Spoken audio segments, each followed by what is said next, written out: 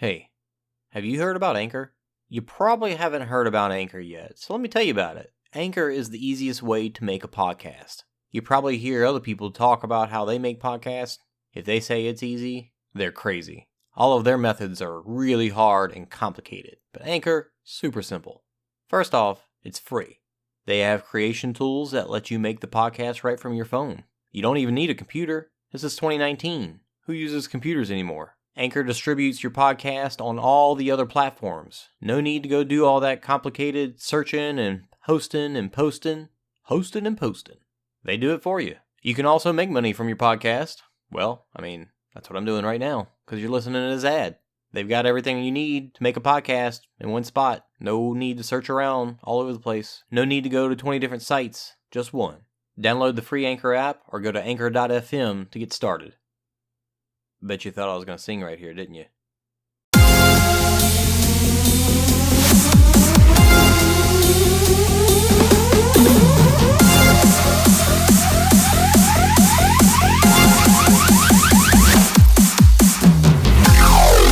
Are you looking for the hottest news out of the obstacle racing scene? Want to stay up to date on the freshest info, the latest podiums, and hear interviews with the who's who in OCR? Well, you've come to the wrong place. Well, some of that you'll find here. But we're not the media. This is not ORM, OCM, OCRM, ORCM. This is OCR Talk.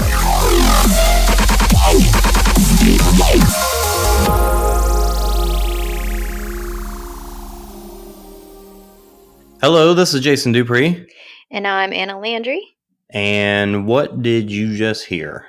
Anna, you may not have heard it because you are listening.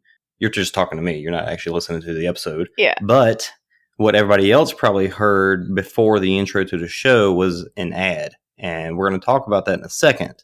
Nice. But before we get into all the things we're going to talk about, how's it going? How was your off season?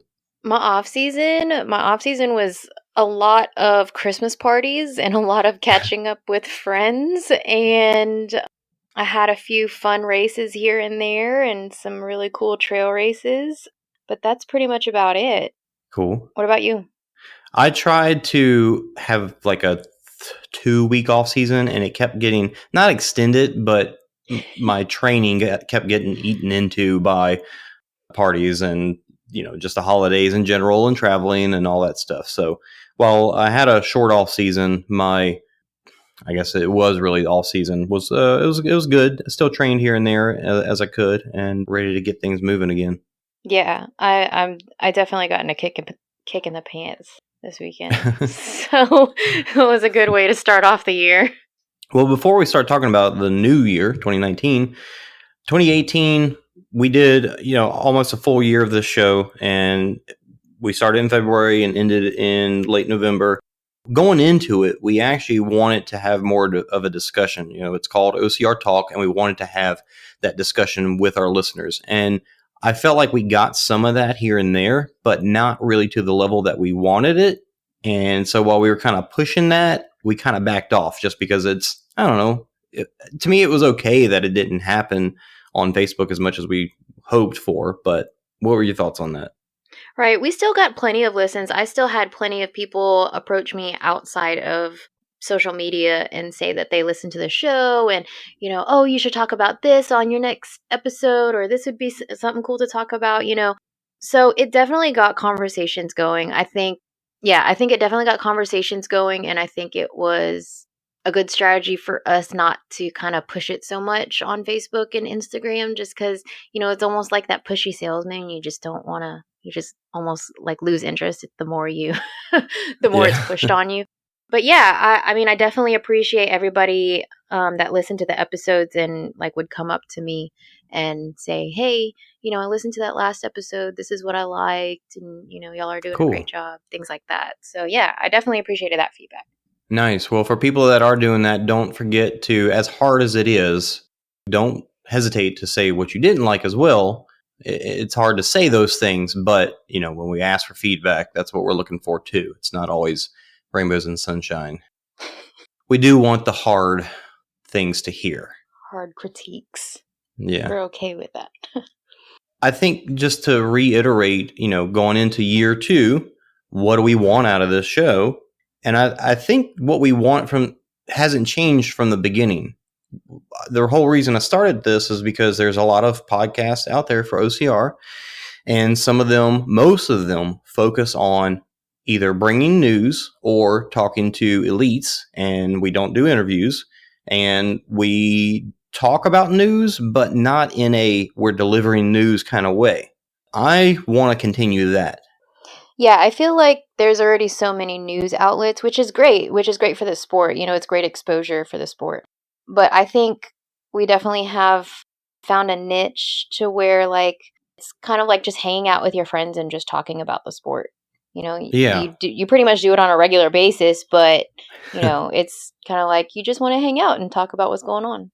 Right. And when those topics come up and we, do talk about news, I don't ever want to just regurgitate what we've heard already. If I write something down in my notes, it's because I've had a thought that I didn't think they covered in whatever podcast I heard it from or whatever outlet I saw it on.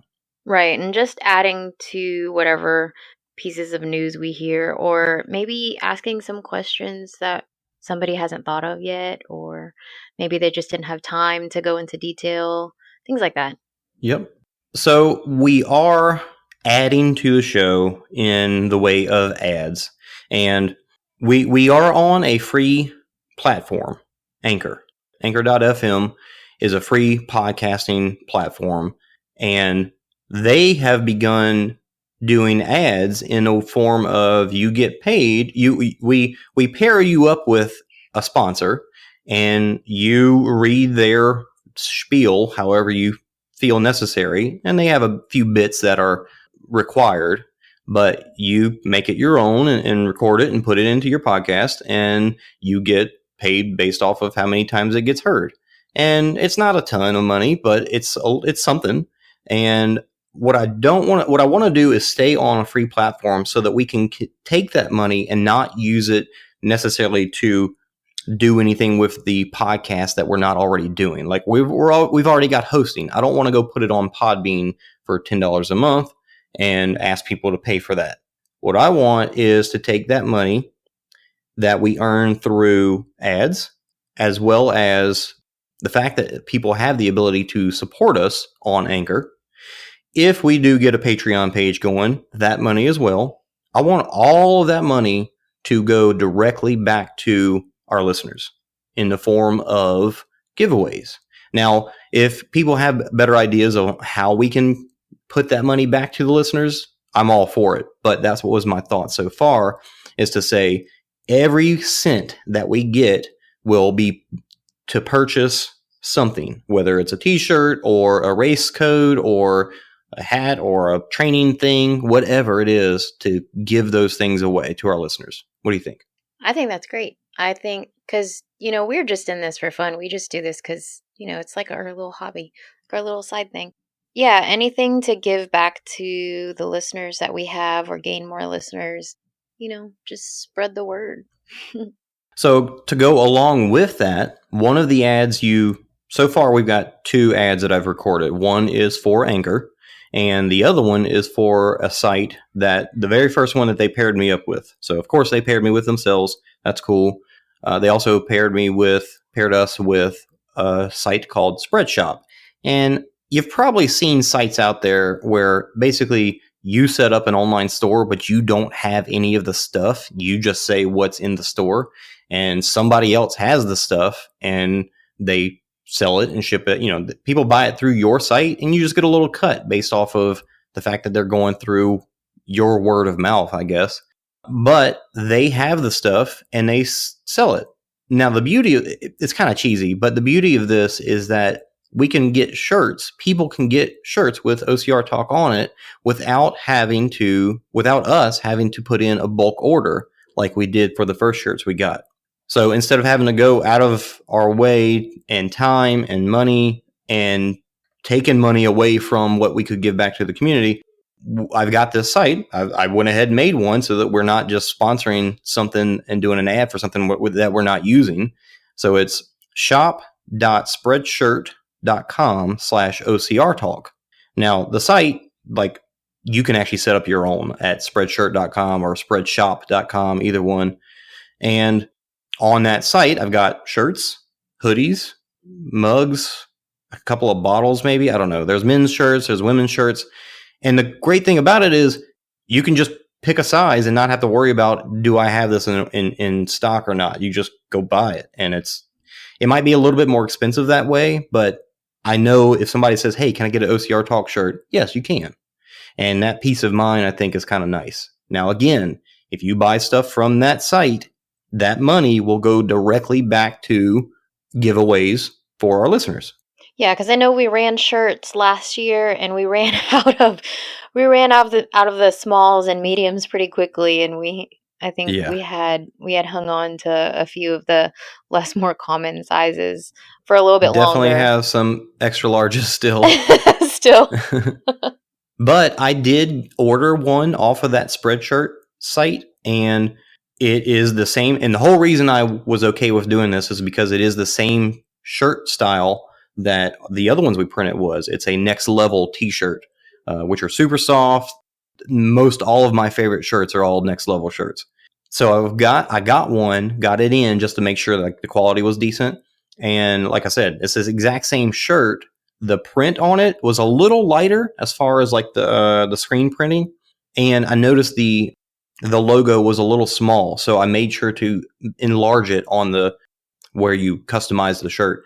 I made sure to enlarge it so it's closer to what the original shirts were like. So if you get something right now, it should come in as a good shirt. So go check them out. Now, I can't speak for the hoodies and all the other stuff. But it's Jason tested and approved.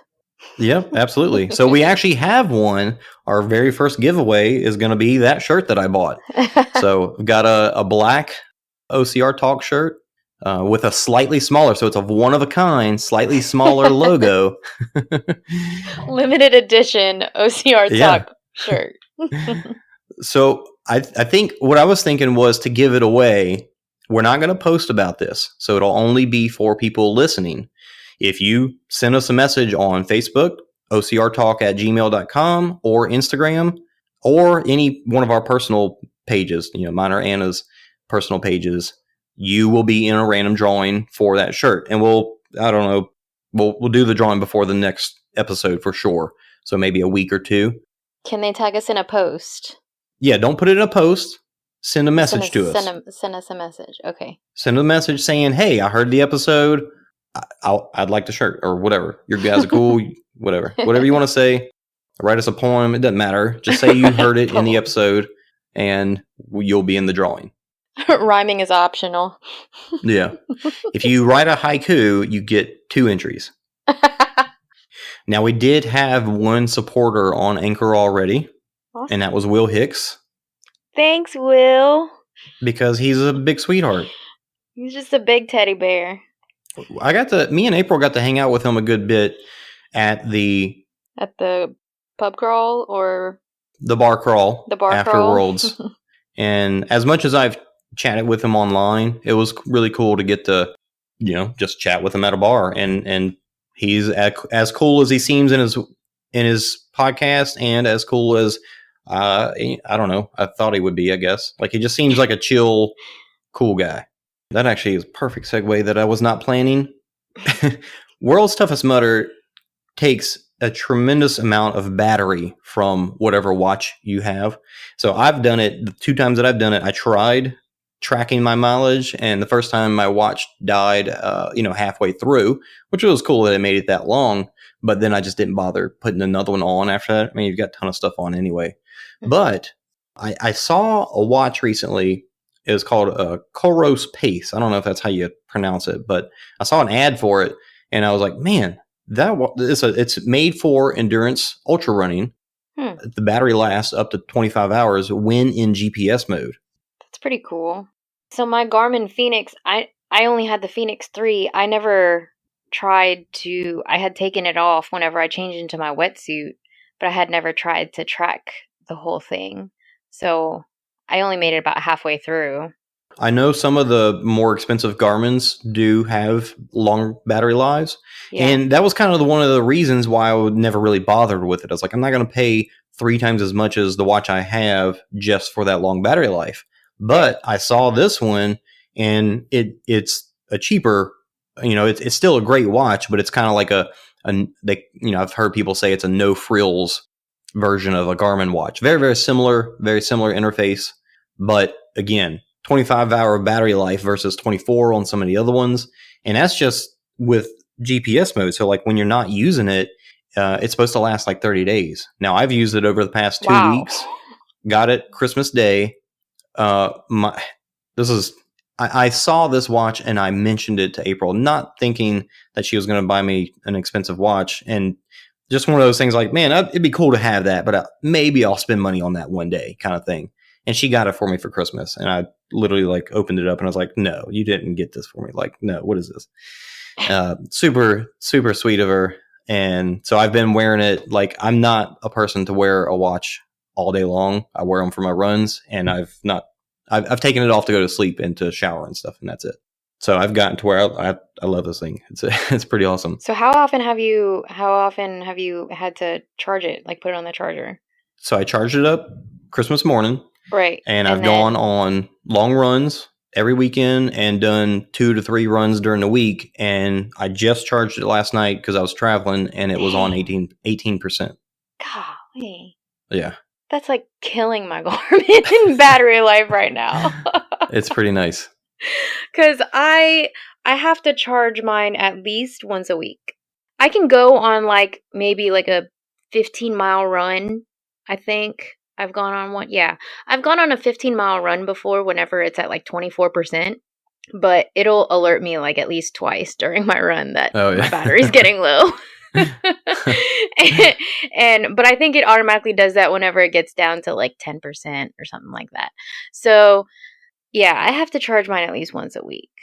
And I go on at least like one long run a week. Yeah. So I don't have to worry about that now.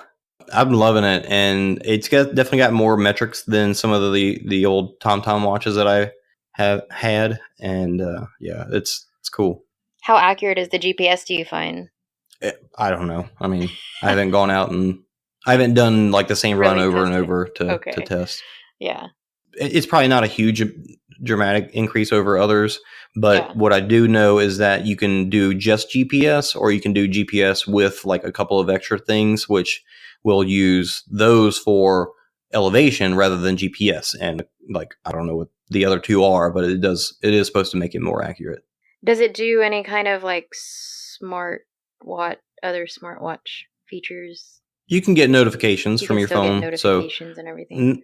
It's not a touch screen, so you can't do any replying or anything. But what I've ended up doing is just turning my phone on silent and just get the notifications on my watch, because a lot of times I'll have a vibrate on my phone and in my pocket, and if I'm walking around somewhere, I won't notice it. Yeah. So now I notice it, and I tell it, only give me notifications on the things that I care about, so it's not buzzing me all the time. But yeah, it's nice having it on my wrist, because I'll walk away from my watch and I'm in my phone, and then something, I'll get a notification and I'll get it on my wrist. That's cool. Just pretty cool. Yeah, because I still get text messages and notifications on my watch too, but again, my battery life isn't as great. It sounds like you're still getting all the same features, but your battery life lasts like 4 times as long. And Coros, they apparently they were known for making smart bike helmets, which I didn't know was a thing. I don't even know what a smart bike helmet would do. That's interesting. But they have the Coros Pace and the Coros Apex. And the Apex is the more expensive one with, I think, even a longer battery life and probably some extra features like trail. You can get your directions on your watch. So if you're running, I don't know, I guess you put in the trail or the path that you want to run. And it'll tell you, take a left what? here I wonder whatever. If that's the one that Camille Herron was promoting. Yes, it was. The Apex. She was promoting the Apex. So Camille Herron, she's like the world record 100-miler holder. Oh, okay. Yeah, she's like a really badass ultra runner in the ultra running world. She smokes even the guys in the ultra running world. And yeah, I was, whenever I was scrolling through Instagram earlier today, I came across that Apex watch, and yeah, she uses the Apex, and they just came out with a special Camille Herron Apex edition of that watch with her name on it and everything. So wow, I would imagine she was able to use that watch the entire time she's doing a 100-miler. I mean, she's probably finishing in. Yeah. What's her 100-mile record time? I'm not sure, but I know for the 24-hour the desert solstice where they just run around the track for 24 hours, she did like, I don't know, something crazy like 160 something miles in 24 hours. 100 Jeez. I don't know, I can't remember. But she beat the guys too. So Wow. she's a beast. Oh man. Yeah, so we've been training to run further as well, haven't we? Well, not that far, but yeah. Yeah, not that far. I know I had a 30-miler coming up next weekend, I think, Nice. but it got pushed back because of the heavy rains that we've been having in Dallas. Oh, So that it's sucks. got pushed back to late March. Well, that's nice. You get a couple more weeks to train. Yeah, so I get to skip my 30-miler and just go directly into a 50-miler. So that's a lot of fun. Oh, that's great. Yeah, I've got my first. So I've run longer than marathon distances, but I've never actually run an official marathon. So I have my first official marathon coming up in a couple weeks. Right on. The Louisiana Marathon coming up in a couple weeks. And then my first 100K like a month after. How far is 100K? 62 miles. Ooh, yeah. Yeah. That's going to be a good one. Yeah. Nice. Yeah, my friends were signed up for the 50K for the Red Dirt Ultra going on up at Kisatchie National Forest. And I was like, I could do the 50K. I've done a 50K before. That's doable. But then I was like, but why not 100K? Sure, why not? Good think on that. Yeah. So my marathon turned into a training run. Nice. We're probably not being the smartest about this, but it should be fun. But yeah, it'll be fun regardless. Let's get into some OCR news. Is kind of the rest of the episode is going to be mostly just OCR. What's been going on? Freaking all winter long, we've had just news one after the other. It's like the OCR companies just can't get enough of trying to one up each other and stay in everybody's feed throughout the holidays. Tough Mudder's been kind of quiet though. Tough Mudder has, yes. Tough Mudder has been getting news from elsewhere that they probably don't want people to hear about. Right, exactly. They haven't made an official announcement yet, but I know that they were getting a lot of questions about TMX, and then the only thing they released about it was, yes, it's happening. Yeah, and that only came through their help desk answering somebody's question, so yeah, we don't... And then somebody screenshotted the response. Right. Yeah. Who knows? Yeah, we're still yet to see. But they did have the end of the year Mud Run Guide Best of OCR awards, which I don't think we even talked about it to even ask anybody to nominate us because we forgot, and oh well. Oh well.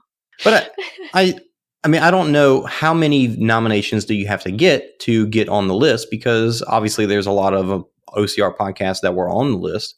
Yeah, so for sure. Some of the other ones that I would have expected to be up there with, if they were on there, got nominated enough. I didn't nominate us because I'm not that kind of person. Yeah. Maybe I should have.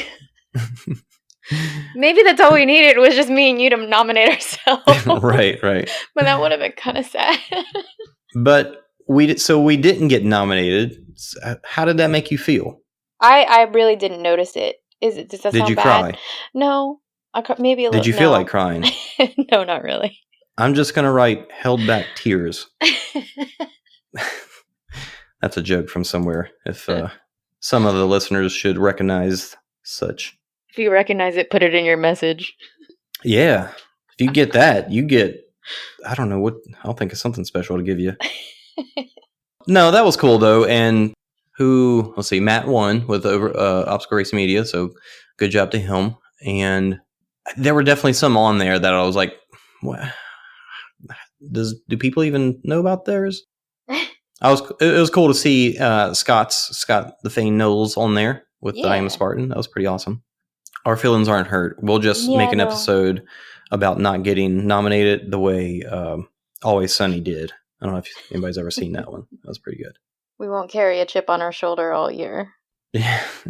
I did have an appearance on the ORM live stream. You know, Matt does a lot of live streams. Yeah. Yeah. I caught that. And did you catch how my daughter Layla made it on Yeah, there? I did. Wearing her, like she was actually wearing a battle shirt. Wearing, she was wearing a battle race shirt. That was awesome. Yeah. That was pretty perfect. She was a little shy, which is not normal for her, but I was like, man, did Jason just like put her in a battle race shirt on purpose? No, I mean it's just big on her, so that she wears it to sleep in a lot. Yeah. That was awesome. Yeah, I would love to be part of a lot of those, you know, like they've got the round tables sometimes. Yeah, and the OCR report. Yeah, I chat with most of those people here and there, but have yet to make it on one of those things. And Matt's even asked me to be on live before when I was like at work, so obviously it's kind of tough to. Yeah, it just gets hard with their schedules and they're all just sitting around. Not all of them. I know, like, you know, Mike and Will, they've got jobs, but like, some of them. That is their job, so yeah, good for them.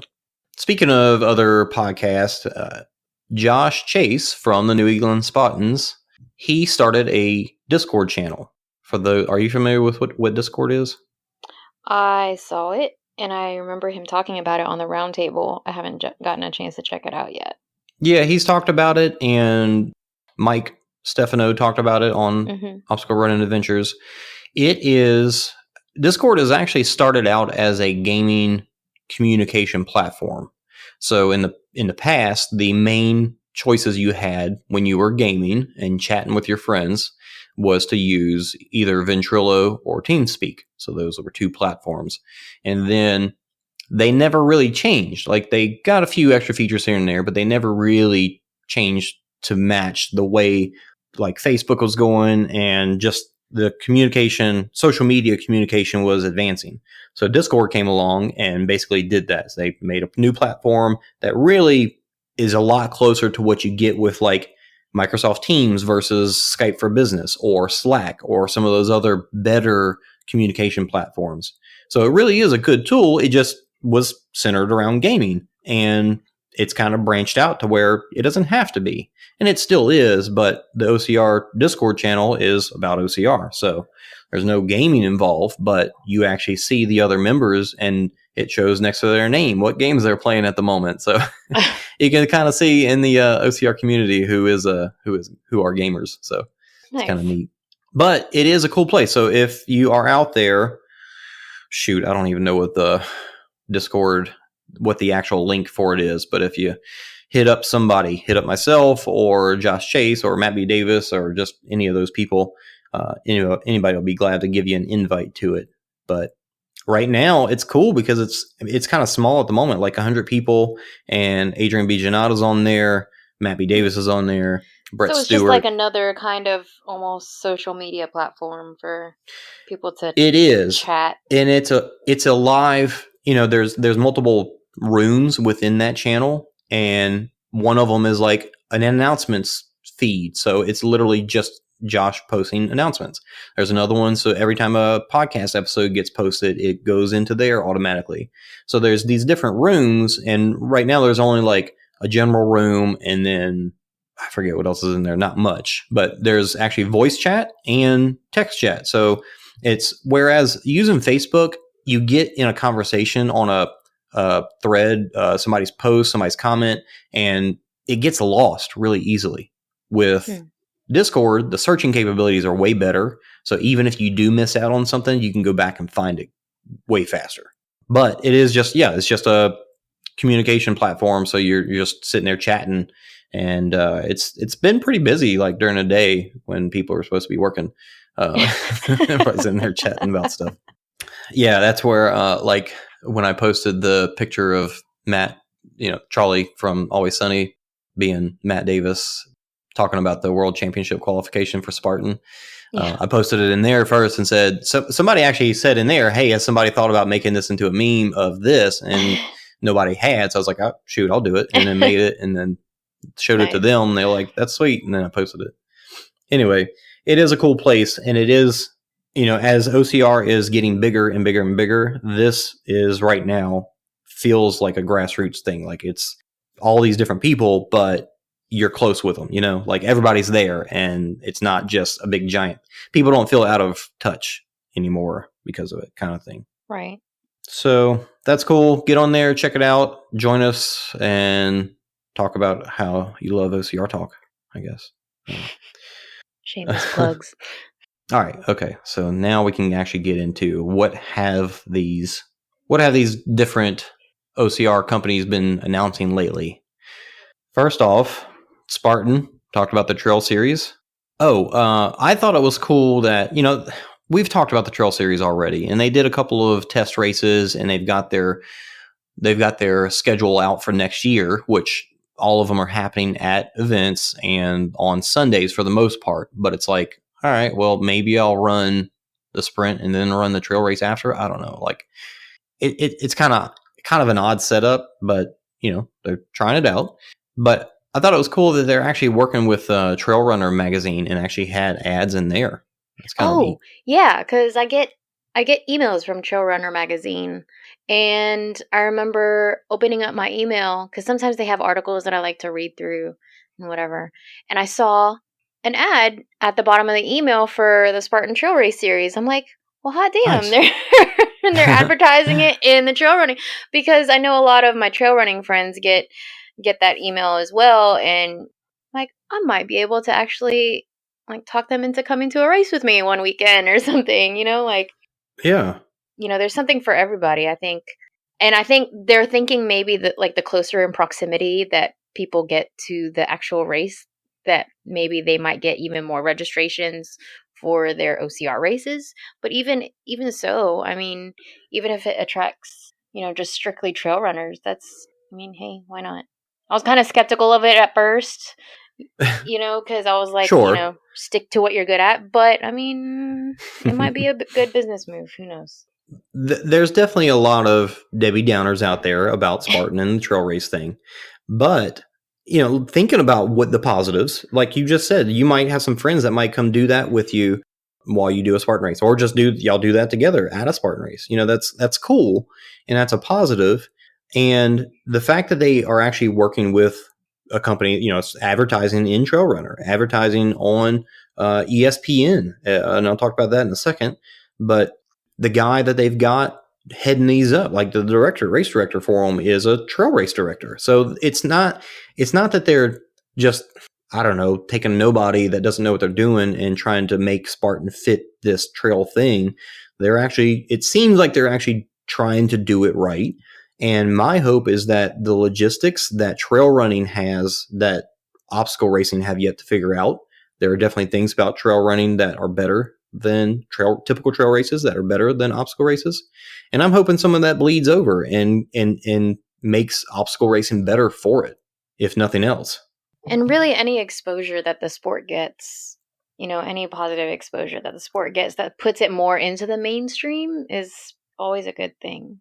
Yeah, and so on ESPN this past Sunday, there was they aired the Para Elite Championships and the Team Championships from Tahoe, and it was on the main ESPN channel, which was pretty cool. And during it had trail race commercials, which is pretty awesome. The funny thing about that is the reason I got to see it is because I don't even remember why it came up, but I looked into streaming regular TV channels because I don't have cable and I don't have local channels. I just, do like the cord cutting thing. So where I've only gotten like Netflix and whatever, Amazon and whatever else. Same with me. I don't even have an antenna to catch local channels.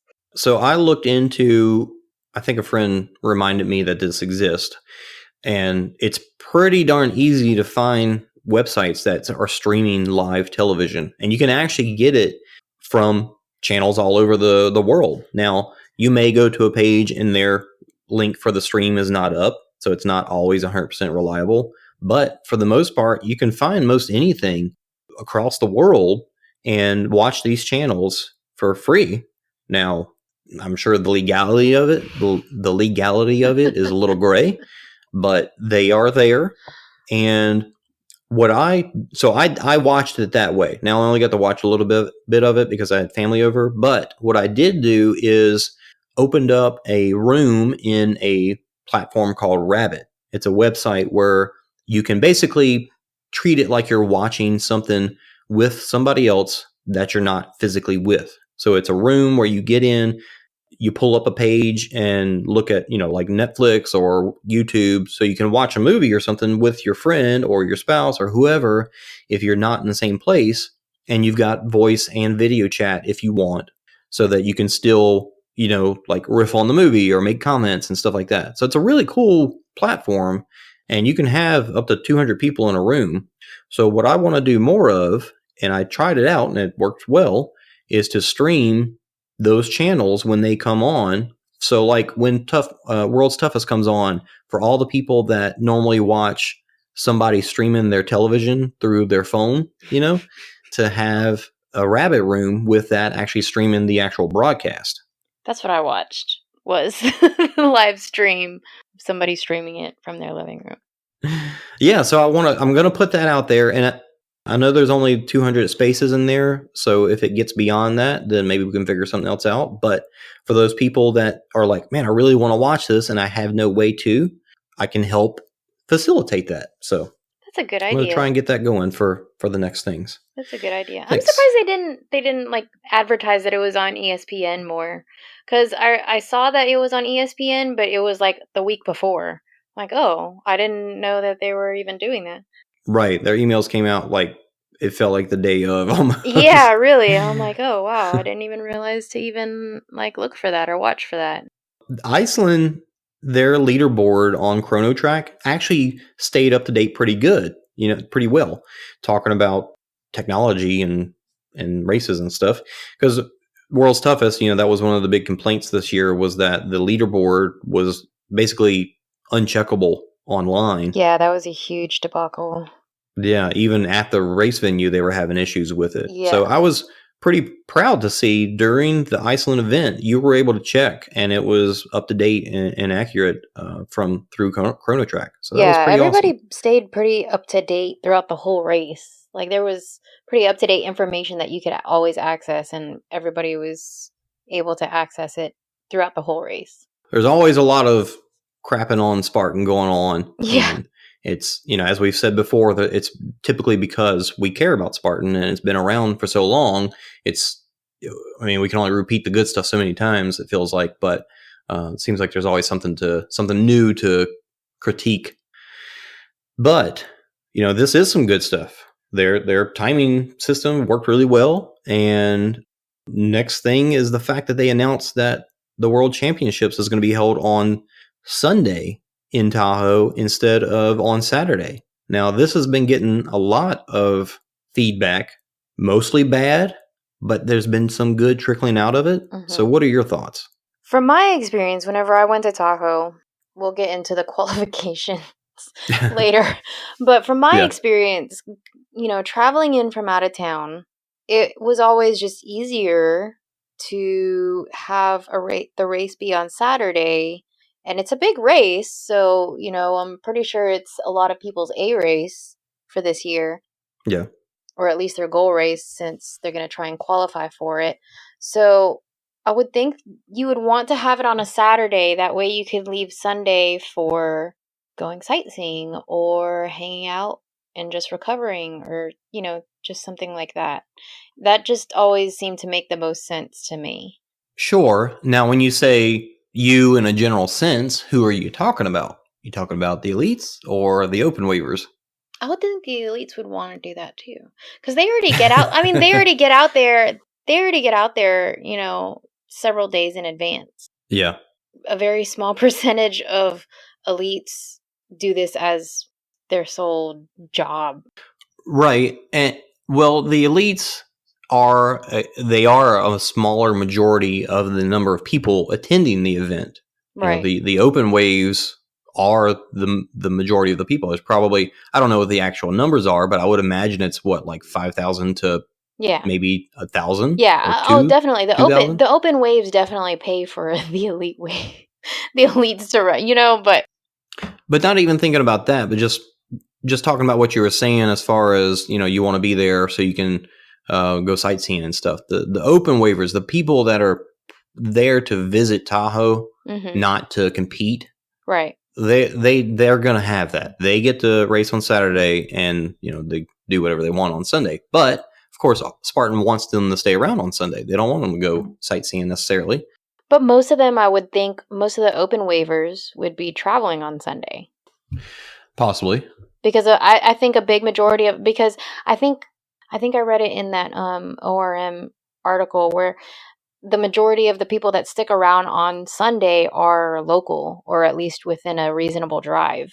You've got a big majority of open waivers that are probably going to be traveling that Sunday back home. Yeah, some of them. But as I said, the people that are local, they do have easier access to come and go. Right. But you're right. But with it being such a big race, like I know for me, World's Toughest and NORAM, those are races that I'm giving myself time. I'm going home on Monday or on Tuesday so that I've got the time to do the race, hang out afterwards, and do all that stuff. So if it really is that big of a race for people, I mean, they'll make the time for it if it's that important to them. True. So a normal OCR, like if I'm going to go, say I'm going to go run the Beast in South Carolina just for fun, I'll probably want to get in and get out as fast as possible. Right. But not Tahoe. I wouldn't think. I don't know. My Tahoe vacation got cut short last year, so I can't relate to that. But yeah, my Tahoe vacation got cut very short, so I had to get in and get out. Yeah, I guess if it was any other race in any other state, then yeah, you would just want to travel in, race on Saturday, leave on Sunday. Tahoe's definitely a place where I wanted to. I'm like, man, I wish I had like at least 2 more days here just to like walk around and see stuff. What day did you get in? Did you get in like Friday evening? I got in like Friday night, Saturday morning. Yeah. Even getting there Friday morning, you get a chance to go down to the lake and do all that stuff too. So yeah, no, I got there like probably a little after midnight on Friday, and then had to race the Saturday. And I just ran the Beast on Saturday. I just ran the competitive Beast on that Saturday, and then I had to leave that Sunday because that was at a bad time. It was just bad timing, and I had to change my travel plans up at the last minute. So it was originally supposed to be like a 5-day trip, but then it turned into nope, it's just going to be a weekend. Oh. It really sucks. Yeah. Well, but yeah, that's out of the ordinary and hopefully not what people are planning for. Right. So originally, yes, I had planned on getting out there like the Thursday and maybe not leaving till the Monday because it is such a big race. So I see what you're saying. I see what you're saying about like being an open waiver, or like even, I guess they're not doing the open wave on the same day, so it's really irrelevant. But like even the competitive or the age group waves. Yeah, there's two aspects that make this as interesting as it is. So first off, the fact that Saturday is only going to be open waves, not counting the Ultra Beast, which is not that's not the championship, so it's just regular Ultra Beast. They have elites too, but the regular Beast is going to be only opens, which means they're going to get to start at 7:30, which is out of the ordinary for open waivers. Now, how long they go throughout the day will probably be like normal, past 12 o'clock or so. Mm-hmm. So that day is going to be nothing but open waivers. So they get a full day of that. Then the elites and the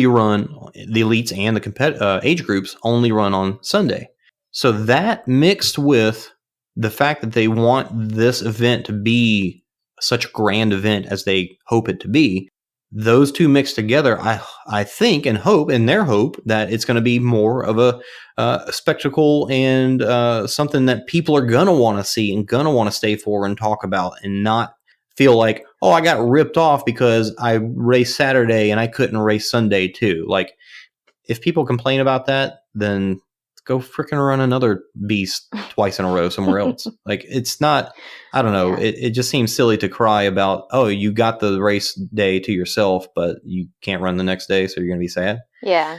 Maybe I'm sure some people will say that, but I think they're silly. Yeah. What's that going to do to the course, though? You have so many more open waivers running the course before the elites and the competitive age groups even get on the course. I mean, I know there's like a whole day. Yeah. Well, according to the new director of product, what was his name? David Watson, I think, something like that. He said on either ORM or Overcome and Run, he said that that night they're going to be going through the course and making sure everything is perfect for the next day. Now, obviously, that doesn't entail the mud that gets trudged up through 10,000 people running through it. But when you think about Tahoe, the majority of that course is on fire roads anyway. True. So while, yes, there's some spots that are going to get like that, really, it's still going to be the same. For the elites, it's going to be the same for all the elites. It's not like some elites are going to run Saturday and some run Sunday. So yeah, I don't think that course is going to get as trashed as like the courses do down here in the South with like all the muddy conditions and everything. Yes, if they were to house the championships at Dallas, I would say that's a silly thing to do. Didn't they? Because it's going to be destroyed or something like that. Yeah, I think the first one was. I don't know if it's at the same place it is now, maybe, but yeah, that would be a little silly. But in Tahoe, I think it'll be okay because it's a lot of fire roads. So if the single track trails, the few that they have, get muddied up, I don't think it'll be a huge deal. I would love to do that course again, just to do it. Okay, so let's talk about that for a second. Let's talk about that in our segue to talking about the World Championship qualifications. This is something that they put these qualifications on this race to make it more prestigious. And honestly, to me, I think it works because it's made me think, maybe I should try and qualify and see if I can get to this thing. My hesitation is in the fact that I've got these other races that I really want to go to that kind of interfere with that whole schedule. But maybe next year, like that, it's something that I'm considering because it does sound cool to be like, I qualified for Tahoe now. It's not just I signed up for Tahoe and ran it. That was cool. Yeah. But now it'll be extra cool to say I qualified for Tahoe. Yeah. Now they have this whole qualification system that it's like this whole roll down system. Like if somebody there's only so many spots available, even though their website. Only so many spots. Yeah.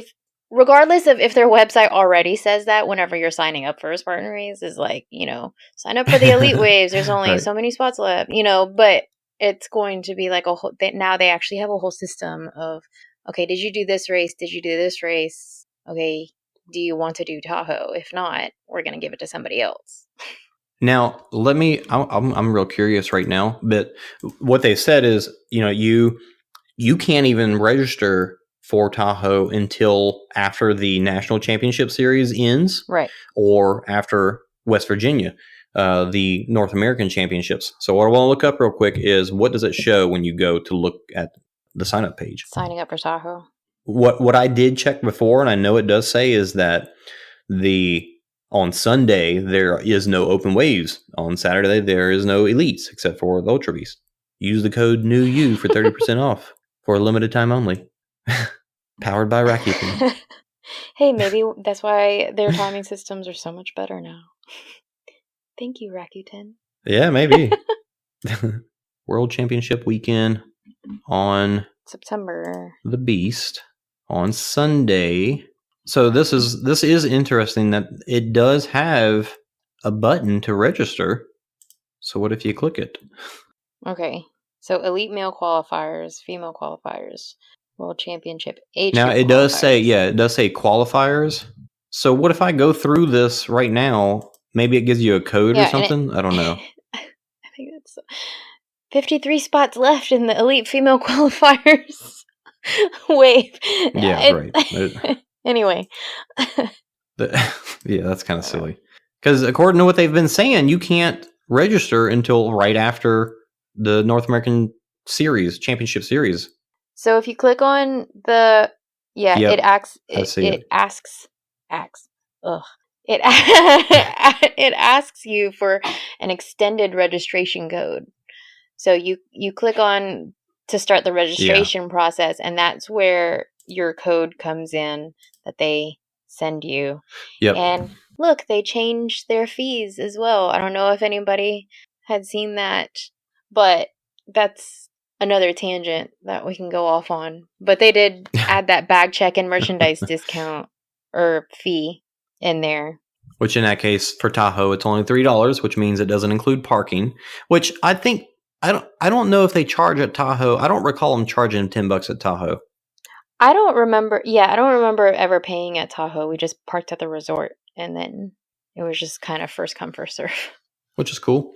So yeah, so we confirmed that you do have to have a code to register, even though the registration page is there already. So it seems cool. Like that's my thought is I would love to try and qualify. Now my thought is as age group, somebody who's like right on the cusp of top 20 age group, depending on the race, it would be cool to see if I can. If I had the year like not planned out and I didn't care about World's Toughest or NORAM, I would say, yeah, let me travel to those 5 races, see if I can do that. Because I know one of the loopholes that people are kind of thinking about is what if nobody, there's not a ton of people do it. So some bozo who isn't any good runs all 5 races and gets enough points to get in. Yeah. Well, I don't know. So I'd be interested in doing that for age group, and maybe I'll be that bozo that makes it in.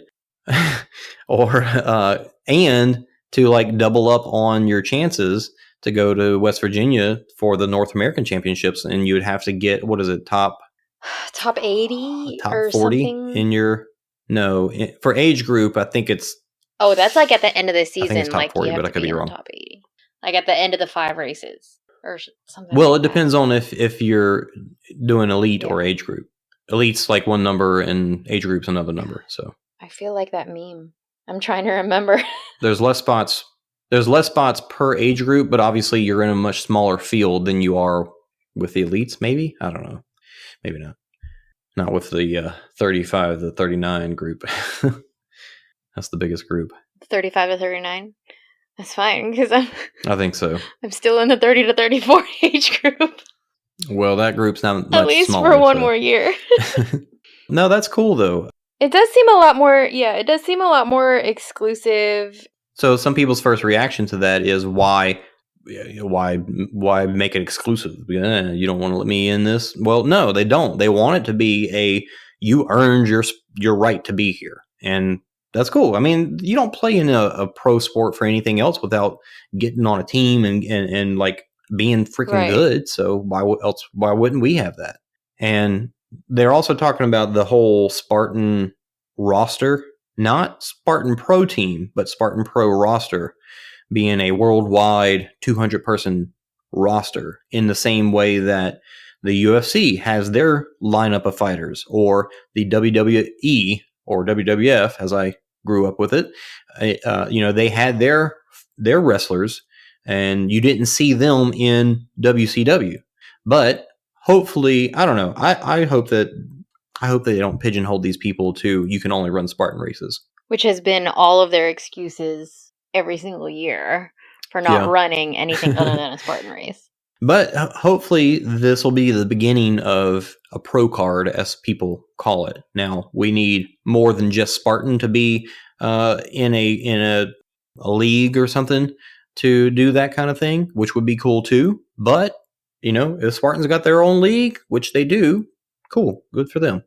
So we're just not at the point where it's a one big cohesive thing. So they're trying to do their own cohesiveness, and I think it's cool. Good for them, Spartan. They're doing something, and it's going somewhere. They're progressing. So, yeah, good or bad, they're working hard to try and make it better. Another cool bit of info is that the OCRWC, the OCR World Championships, is going to have a 100-meter sprint at their World Championships. I'm really hoping they announce this for NORAM, because I'm not going to go to London this year again. I'm not going to go again. As much as I'd love to, I'm already got my overseas vacation planned for the year. The 100-meter sprint sounds really cool because you've got all weekend to do it. You've got two tries, and that's it. But you can do them whenever you want. So just throughout the weekend, people will be doing this course, which is pretty Cool. rad. So you probably hear somebody shout, "Hey, Ryan's about to do the Well, and then that kind of 100 eliminates meter." having to figure out the logistics of how do we get all these people through this course all at once, and it's such a short course. That kind of eliminates having to figure that out. But we'll see how that pans out. Because I remember hearing Adrian Bijanata talking about that on one of Matt's podcasts or Will's podcasts. I can't remember, but whenever he was talking about the a short course format like that, if it was just like 400 meters, 100 meters, something like that, how that would look. Yeah. Yeah. Getting a mass amount of people through the course at different times. Yeah, the 3K course, they already have to do it in waves, so there would be no way. Yeah, there would be no way that they could do 100 meters in waves, so it'd just be way too complicated. Yeah, it'd have to have a whole bunch of rows, and I think the biggest reason for it being throughout the weekend is so that it doesn't interfere with like, oh, my age group is coming up, or I just ran, so I'm not fresh, or something like that. So people get to pick and choose when they want to run. So that's coming to London. So that's another registration option, because I wouldn't travel to London just for a 100-meter race. So you got the 15K, the 3K, the team race, the charity race, and now the 100-meter too. Man, I think my elbows would blow up by the end of all that. I mean, I know doing 100-meter repeats, 400-meter repeats, I mean, my legs just feel trashed after that, and I'm not even doing obstacles. Yeah, the obstacles would, like, after 4 races at NORAM, I was getting tendonitis in my elbows just from all the hanging and pulling. Well, one last bit of news to talk about is Grit Fitness and what happened with you recently. Yeah, so well, first off, Grit Fitness is a training place down in south of Houston? It's an OCR gym south of Houston, probably maybe about 30-45 minutes from Houston area. But they had their inaugural event last year, the Grit Games. I wasn't able to participate last year, even though I saw the invitations, I saw the announcements and everything, and I think it was just something in my race schedule I had already planned, and I couldn't go. But I watched the live feed, which was really cool because they live streamed a lot of it. So they have pro waves, nice, they have pro waves, they have open waves, and they have team challenges. So, and cash prizes as well. And it's basically like it's held at their facility in West Columbia, Texas, and it basically tests all the skills that you need for OCR. Like you need strength, you need endurance, you need obstacle proficiency and speed, and then it all kind of culminates into this last obstacle course style race. So they have different kinds of obstacles set up in their gym. They've got rigs and monkey bars and Herc hoists and climbs, and they've got plenty of heavy sandbags. And so they've used up their space very well. They've even got some warped walls in there, different heights warped walls. They have it set up either as a circuit or as different challenges. And like I said, you can sign up for the pro waves, the open waves, or as a team and compete as a team. And it's later on this year. It's in August, but we like to all plan out our schedules for the year ahead of time. And really, August will probably be here before we know it. Yeah, I got to hang out with the Grit Fitness team because I was recently accepted onto their pro team, which is super exciting. Congratulations. Thank you. Got to meet a bunch of really amazing athletes. What did they do to, like, how do you make the team? Like, what did you have to do? Or so I had filled out their application. I had met Kris Ruglowski at a race at, I believe it was the Austin race, where I really met her and got to talk to her because that's whenever the race got rained out. Okay. And and that's how I met her. And I would always see her at races whenever I would go to pretty much any race in Texas. She came out to the battle race, and she won the battle race whenever she came out here to Louisiana for that. That's how I found out about their little group. And they were just always anyone I encountered from that group or from that gym was always really positive, really uplifting. just really cool people to meet out on course. So you filled out the application, Yeah, filled out and they the said, "Oh yeah, you're really application, cool." I got invited to hang out with them this past weekend and do a race simulation and everything like that, and took some pictures, and that was that. Did you have to place get a certain time or anything for them to be like, "Okay, you're on the team now"? Or Well, was it no, we had. just like, I "All right, mean, cool, you're good"? I had to give them like my race rundown, my race resume, I guess. Oh, okay. Nice. I had kind of told them that I was, focusing more on like endurance type stuff, and like the whole short course thing was like really not really. I mean, like short courses, I feel like I'm dying the whole time, like I'm redlining absolutely the whole time, Yeah. but but they're still fun. They're still really a whole lot of fun. Yeah, I got to hang out with them and meet up with them, do some obstacles. Got some pointers from Benny and Kris and some other people on the team, and it was a really cool experience. Cool. What are y'all going to be doing as part of the team? Are you going to be just repping them at different races, or Repping what's them that at entail? races. Repping them at races for sure. Hoping and trying to attract more people to the Grit Games.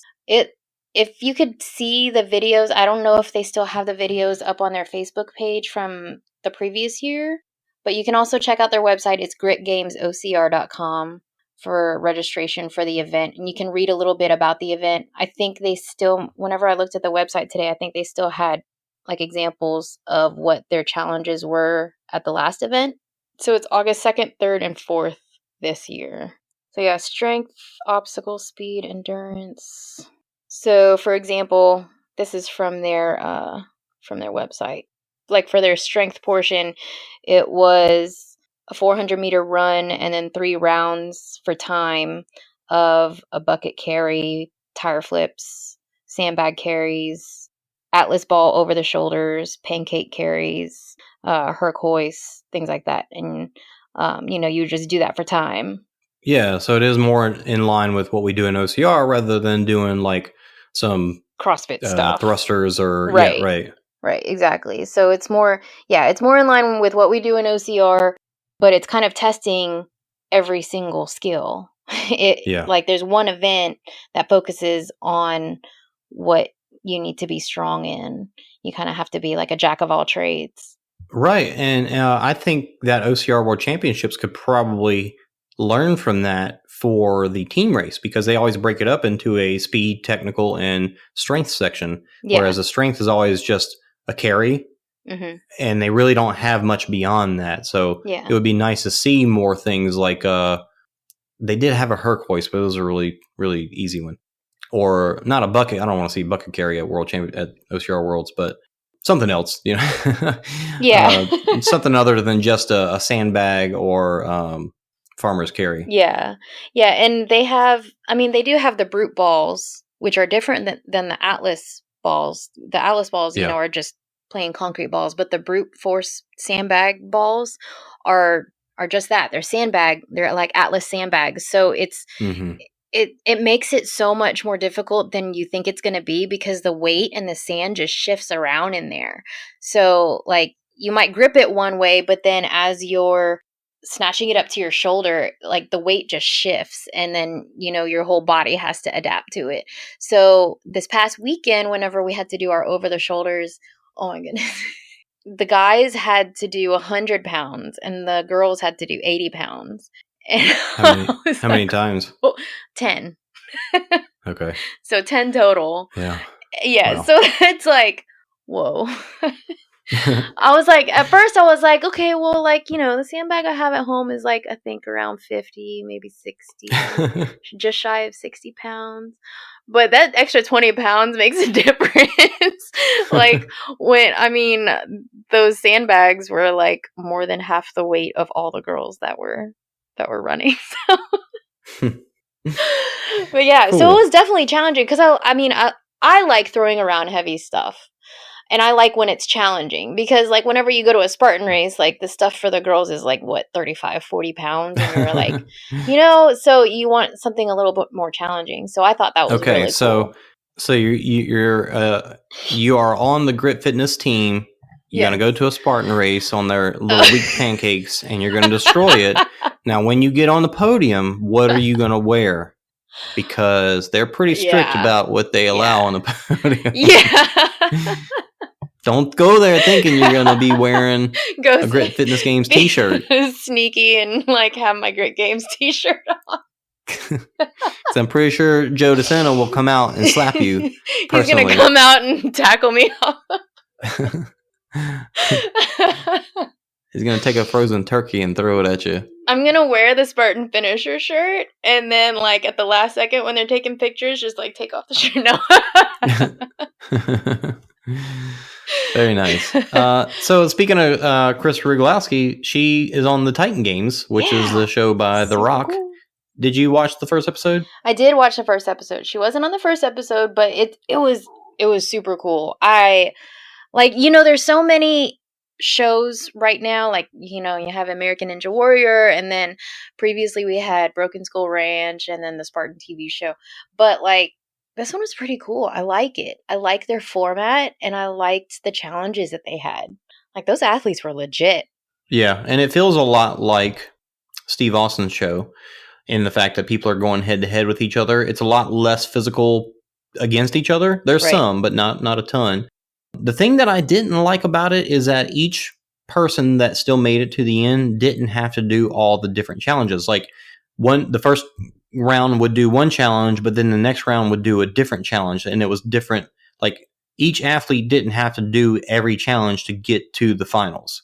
And I thought that was kind of odd. Like, what if you do one challenge and it's not your strength, but then the other guy gets the other challenge and it's his strength, and it's just I see what you're saying. Seems weird to have different people doing different things. I think the challenges and the athletes were pretty well matched up, though. The challenges were cool. They had some interesting stuff there for sure. Yeah. But some of those guys were jacked, and it's like, man, when it comes to that Mount Olympus, they're gonna suck. And sure enough, some of them. Sure enough, yeah.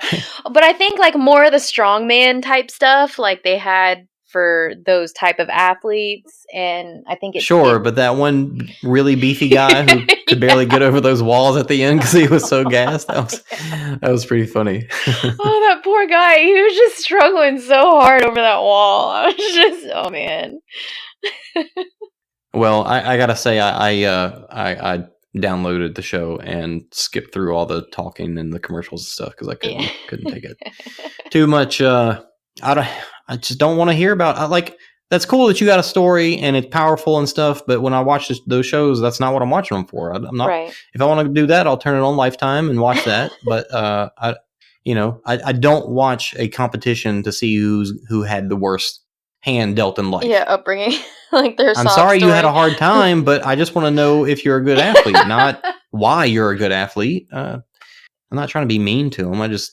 I want to watch the competition. Yeah, no, and that was definitely the conversation that Heather had on that roundtable discussion. Whenever I was listening to that, I was like, some of those shows have definitely become like about the sob stories, and like getting onto the shows is like who's got the biggest cancer, right? Right. So sad. I'll watch Ninja Warrior highlights, but I'll never watch the show because of that. It's been a while since, like, if I know somebody because like they apply from New Orleans or something like that from their ninja gym, like I'll watch their run or something like that. But half the show is their stories, not their runs. Yeah, it's boring. Whatever. I don't know that many people that talk about Ultimate Beastmaster, but me and my wife watched it and we enjoyed it a lot. Yeah, I did like that show. The one that was Sylvester Stallone's. Yeah, Sylvester Stallone was the producer, and he has actually did a little bit of like an intro on the first season. Yeah. But the second season actually ended up having even more interesting format as far as like the tournament style that they did, and it came down to the end. And it was really entertaining for sure. It's funny, some of the people that got on that show just like messed up at the beginning of each round, and it's just like, man, how did you get out there in the first place? If you see applications for Ultimate Beastmaster round 3, definitely put one in because you could do better than some of those girls for sure. I mean, I can't tell you how many people fell off the first thing. But Anyway. So back to Kris and... Wait, no, we talked about that already. Never mind. So she'll be on there. Yeah, she'll be on there. It comes on Thursdays. Thursdays at 7 on NBC. Cool. And I'll try to stream it and put it on a Rabbit page. So join the Discord so you can find out where that is. I usually probably just catch it on Hulu. Don't forget to, if you heard the episode and you want to try and get that free t-shirt, send us a message somewhere, anywhere. Send us a carrier pigeon if you want. And extra points for a carrier pigeon. In your message, don't hesitate to say, what do you want out of a giveaway? Like, what do you want? Something that's more than just a giveaway. All listeners get a paperclip or something. I don't know, whatever. Tell us if you got ideas to make it better, give us those ideas and we'll see if we can make it happen. So, time for giveaways. Check out, support us so that we can give stuff to you, right? Exactly. We like to give back. We're definitely not in this for the money. Nope. We're in it because it's just too much fun. So it's a new year and freaking jacked, man. It's 2019. It's not a new year, new me. It's continuation of awesomeness. That's what it is. All right, Anna, take it easy. Everybody do all the stuff that all the other people tell you to do.